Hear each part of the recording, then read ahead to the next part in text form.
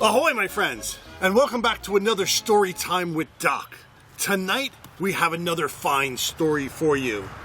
This one's most interesting. Pirates don't knit, which is strange because I know a lot of pirates who do knit.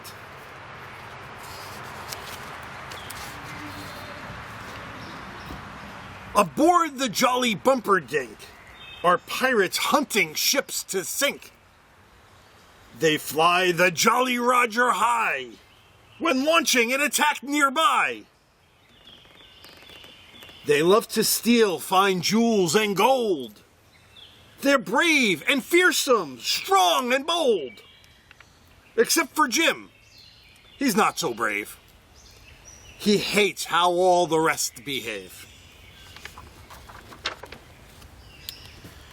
Jim scrubs the deck, but will not fight.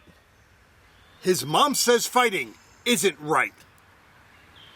He combs his hair and uses soap. He's much too weak to haul a rope.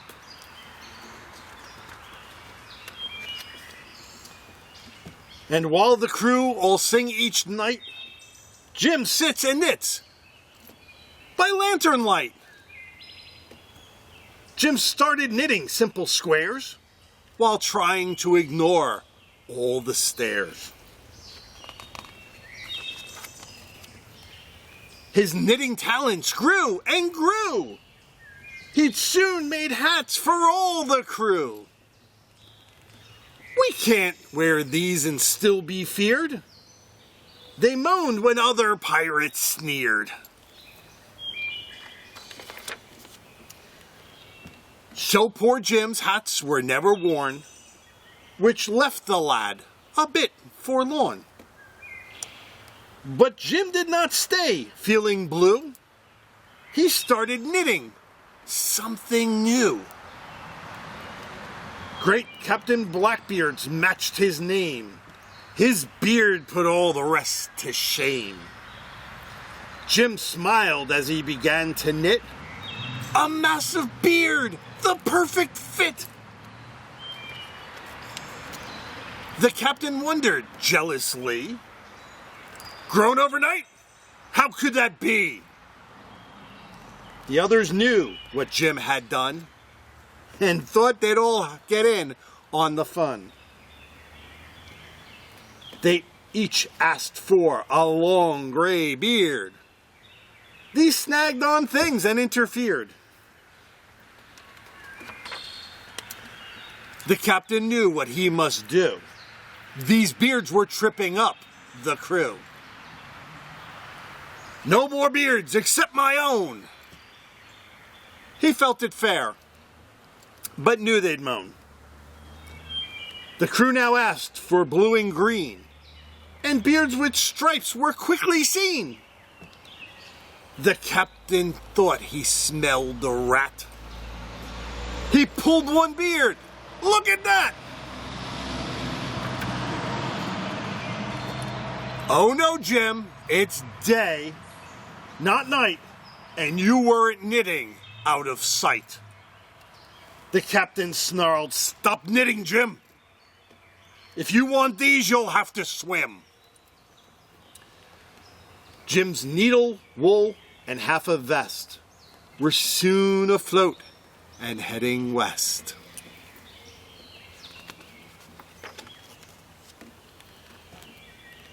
Jim's crewmates now felt really bad. Jim sat so still and looked so sad. The next day, while their cannons thundered, as another ship was plundered, through the smoke appeared a crib. It held the baby in a bib.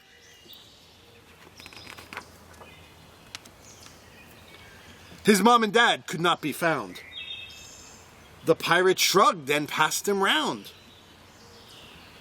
They played with him and kept him clean. And oddly, they became less mean. But what would their fierce captain do?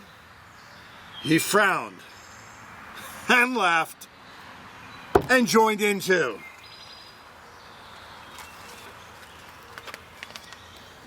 Well, as you know, a baby grows. This baby soon would need new clothes. But who could make these clothes for him? The captain went and asked young Jim. When next the ship was home and moored, Jim asked his mom to come aboard.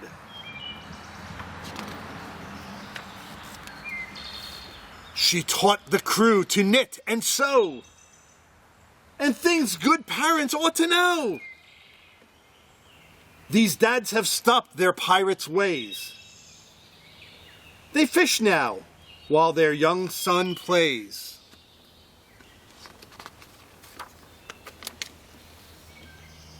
They fly the Jolly Polly now when hosting cake sales from the bow. Ha ha! Well, they've gone from pirates to fishermen. But I bet you something, it won't last long. Being a fisherman's hard. It's almost impossible to live on that net income. Well, you all have a fantastic night and sleep well until the next story time with Doc. I will see you then. Be well.